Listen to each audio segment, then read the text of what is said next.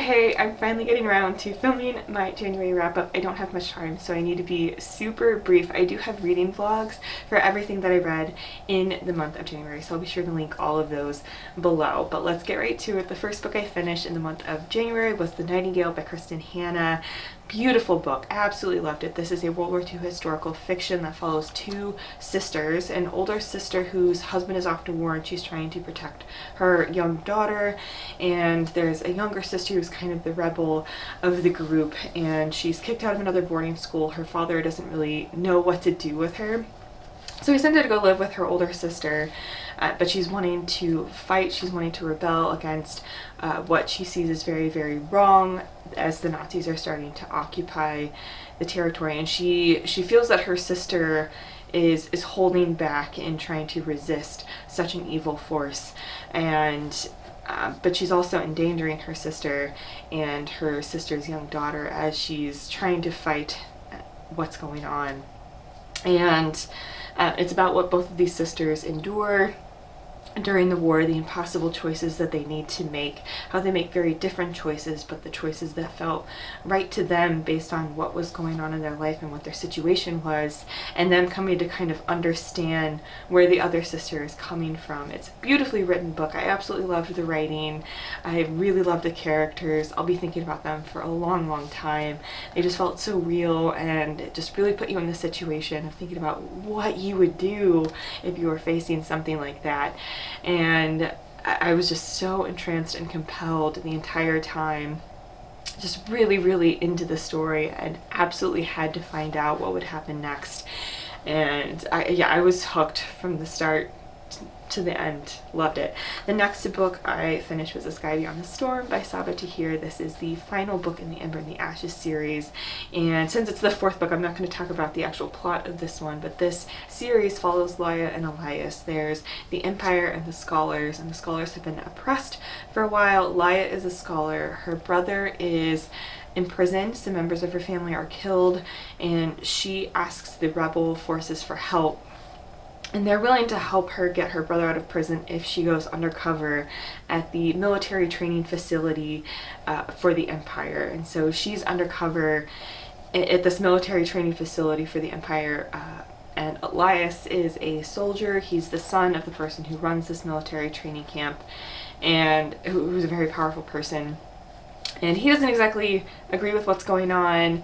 They meet at this military training camp. Things kind of go from there. Magic is involved. The characters are so compelling. I love the writing. It's gorgeous, without being on kind of the flowery end of some writing that I have thoroughly enjoyed. So it's definitely beautiful writing, for sure. And I, again, just absolutely loved everything about this series. Absolutely had to find out what would be happening next, and I loved the way the world kept opening and opening more and more as the series went on, and you just kind of, I just really enjoyed following all of the different perspectives that we're following here, and all the different characters and the struggles and the decisions they have to make. I absolutely love this series. The next book I finished, I listened to both of those on audio, by the way, really loved the narrators. The next book I read on ebook from the library, and that is The Mortal Word. That is the fifth book in the Invisible Library series, and this series follows Irene, who works for a library that is outside of space and time, and they travel to different alternates or different worlds to collect texts and different key pieces of literature from those worlds, to increase the library's ability to protect those worlds from the influences of Fae and Dragon. So Fae and Dragon politics is involved throughout this series. The library has its own politics going on. It's super just interesting, it's fun, and I just enjoy this series. It's not my favorite series of all time, and it's kind of hard to pinpoint why, but I do thoroughly enjoy this series, and it's just fun to follow Irene going through as she's investigating different stuff going on. So in this one, Fae and dragons are making an attempt at a peace treaty, and things go wrong when one of the Fae delegation, or sorry, one of the dragon delegation, one member of the dragon delegation is murdered.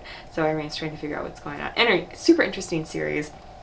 The next book I read was The Boyfriend Project by Farah Rashan. I also read this on ebook, and I actually really enjoyed this one. I don't tend to read a ton of adult romance, but this one was super fun. We follow Samaya, who is just a badass. I really liked her. She works in the tech sector, or is kind of in the tech world, and she lives in Austin. And so she at the beginning of this story, she finds out via Twitter that the person that she'd been dating was also dating other people, and she at one point confronts him in the restaurant that they had their first date at, as he is having a date with someone else, and that person is live tweeting this disastrous date.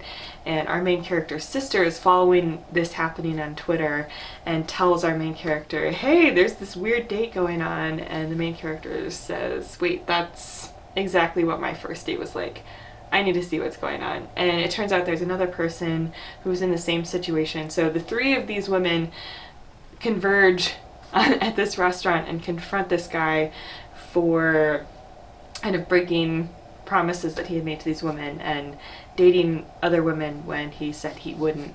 And so he leaves. The three of these women actually become friends, and they each promise that they won't date for 6 months, and they'll work on personal projects that they want to work on. They'll work on either aspects of their career or finding different hobbies, or they're going to focus on themselves for a while before they decide to date again. But of course, a new person starts at Samaya's work, and she begins to wonder whether or not she can uphold her end of the bargain with her friends. It's super fun. I really enjoyed this one. I thought their chemistry was super fun to watch. And yeah, I thought the conflict in this one was super interesting, and just things made a bit more sense in terms of the conflict and its resolution, and how things happened, why the characters were acting the way they were. It made more sense than it sometimes does in adult romances. Anyway, I thoroughly enjoyed it, would recommend. I then read These Violent Delights by Chloe Gong. I thoroughly enjoyed this one. This one is it's a very light Romeo and Juliet retelling, and it's set in an alternate Shanghai in the 1920s. And I say light because the romance really isn't there very much in the first one at all. So if you're expecting it to be heavy on the romance, that's not what this is, at least the first one. The first one really focuses on the city of Shanghai, the different gang families. So Romeo and Juliet are two main characters. They are the kids of the leaders of two opposing gang families in Shanghai, and they've had a thing in the past. It's clear from the start of the story they've had a thing in the past, but they are no longer together. They're no longer speaking. And there are some mysterious deaths that are going on in the city. There are different interactions between these different gang families, between different groups of people, foreign people who are coming into the city. So it very much talks about the racist forces that were happening in Shanghai, in actual Shanghai in the 1920s, and kind of puts a magical spin on it. I thought it was fascinating commentary on that time period, on that place, and that's very relevant to a lot that's going on today. And so I thought it was really interesting the way she incorporated that into the story. The deaths the mysterious deaths that are happening are pretty gruesome. There's actually a lot of gruesome stuff in this story. And as these deaths are happening, Romeo and Juliet need to team up in order to figure out what's going on. I had a super fun time reading this one. I thought it was really entertaining. I actually kind of liked that the romance was a very minor part of the story, because I normally in fantasies or in most books I read, the romance is kind of my least favorite part, or the part I'm least interested in. So I kind of liked that that was a back story, or kind of in the background of the story, I guess I should say. But I had a super fun time exploring the city, exploring the dynamics between different groups of people in the city, and just how she incorporated magic. I really liked her writing style personally, and I just had a super entertaining, fun time reading this one. The final book I read in January was The Song of Achilles by Madeline Miller. I listened to this one on audio and was doing a buddy read with Sarah from Sarah's Reading Nook, who's just an absolute delight. And her book club was doing this book for the month of January. I've been wanting to read this one for a while anyway. I absolutely loved Circe, and so I was very excited to finally read this with her and to be able to attend part of the live show and listen in. And so this one really is just the story of Achilles and Patroclus. Like, it follows them as they're young, it follows them growing up, and through the Trojan War, it follows just who they are, their love story, their connection to other people and other gods around them, and again, just their experiences during the war. I loved this book. I loved the writing. I thought it was astoundingly gorgeous. In some ways, sometimes very simple, but just absolutely astoundingly gorgeous writing. I thought the characters, I was so compelled by the characters. I was so compelled by what was going on and how they as characters progressed throughout the story. I loved it. I loved everything about it. I had such a fun time listening to it. It's definitely, the Greek gods are very weird, and so there are definitely some things that happen in this story that you're like, wait, what? Did that really just happen? Did they really just do that? Why? What's going on?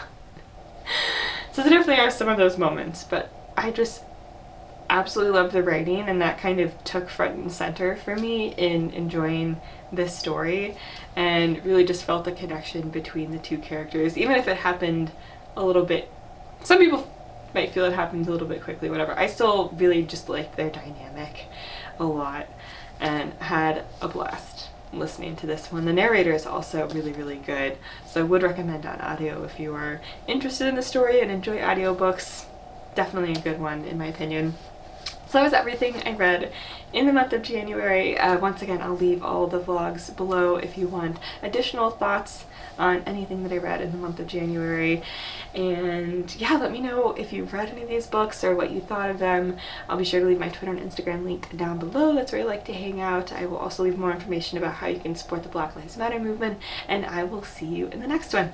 Bye.